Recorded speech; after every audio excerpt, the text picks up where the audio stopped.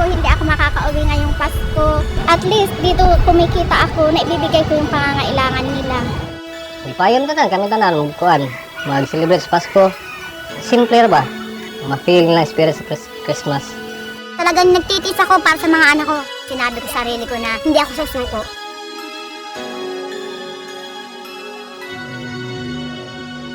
Bawat Pasko'y may dalang himala, malakas mang ulan. Merry Christmas!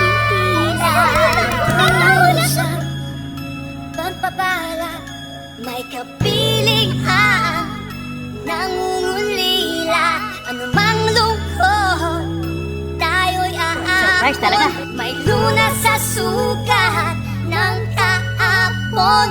Sa isa't isa'y mayroong paglingap, mga pangarap ngayon'y magaganap. Laging masaya ang kwento ng Pasko, dahil sino ka man may nagmamahal sa'yo.